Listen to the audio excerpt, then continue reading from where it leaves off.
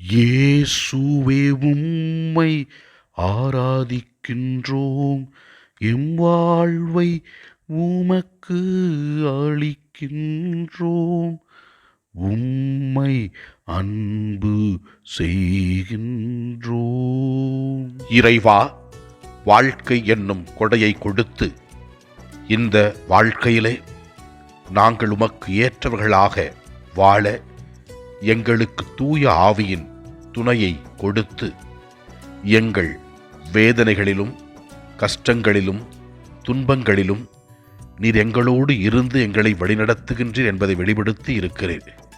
குறிப்பாக இயேசுவே ஆண்டவரே, நீர் உம்முடைய வாழ்க்கையின் வழியாக எவ்வாறு துன்பங்களை, கவலைகளை, வேதனைகளை, சிலுவைகளை ஏற்றுக்கொண்டு எங்களுக்காக வாழ்வு கொடுக்க சிலுவையில் மரித்தீர் என்பதை வாழ்க்கையின் மூலமாக எங்களுக்கு காண்பித்திருக்கிறேன். நாங்கள் வேதனையில் வாழும் பொழுது, கஷ்டத்தில் வாழும் பொழுது நீர் எங்களோடு இருந்து எங்களை வழிநடத்துகின்றீர்.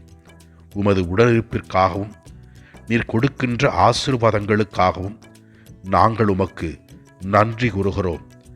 ஆண்டவரே இயேசுவே, நீர் எங்களோடு இருக்கின்ற உமது உடனிருப்பிற்காக நன்றி கூறி உம்மை ஆராதிக்கின்றோம்.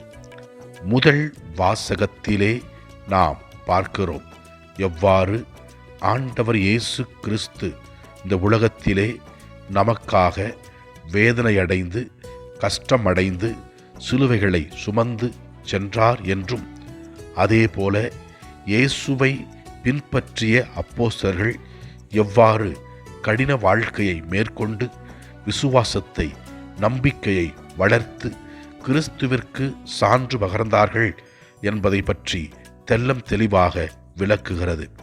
இயேசுவின் மீது நம்பிக்கை வைத்து அவர்கள் வாழ்ந்தார்கள். வந்த கஷ்டங்களை, துன்பங்களை, சாவின் விளிம்பிற்கு சென்றாலும் நம்பிக்கை தளராமல் கிறிஸ்துவிற்கு சான்று வாழ்க்கை வாழ்ந்தார்கள், நற்செய்தியை பரப்பினார்கள் என்பதை தெளிவுபடுத்துகிறது. நற்செய்தி வாசகத்திலே ஆண்டவர் இயேசு கிறிஸ்து பாவத்தை எவ்வாறு நாம் விட்டு விலகி வாழ வேண்டும் என்பதை விளக்குகிறார். குறிப்பாக இறைவன் உடலின் உறுப்புகளை நல்லதற்காக பயன்படுத்த வேண்டும் என்பதை விளக்குகிறார். நம் உடலின் உறுப்புகள் தீமை செய்ய, பாவம் செய்ய தூண்டினால் அதை நாம் வெட்டி விடுவது நல்லது என்று இயேசு கிறிஸ்து கூறுகின்றார். இதன் வழியாக அவர் உணர்த்துகின்ற உண்மை என்னவென்றால், பாவத்திற்கு நம் உடலின் உறுப்புகளை, எண்ணங்களை நாம் அடிமையாக்கக்கூடாது என்பதை வெளிப்படுத்துகின்றார்.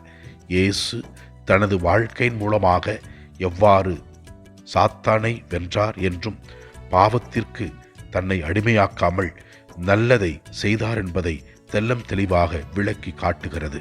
அவருடைய வாழ்க்கையை பின்பற்றி தூய ஆவியின் துணையால் நாமும் நல் வாழ்க்கை வாழ இறைவனிடத்தில் ஜெபிப்போம். குறிப்பாக கஷ்டங்கள், வேதனைகள், துன்பங்களிலிருந்து விடுதலையாக இயேசுவிடத்தில் ஜெபிப்போம். அவர் நம்மை விடுதலையாக்குவார். ஆண்டவரே, எங்கள் அனைவரையும் ஆசீர்வதியும். எல்லாம் அல்ல இறைவன், தந்தை, மகன், தூய ஆவியார் நம் ஒவ்வொருவரையும் ஆசீர்வதிப்பாராக. இயேசுவுக்கு புகழ். மரியே வாழ்க. ஆமன்.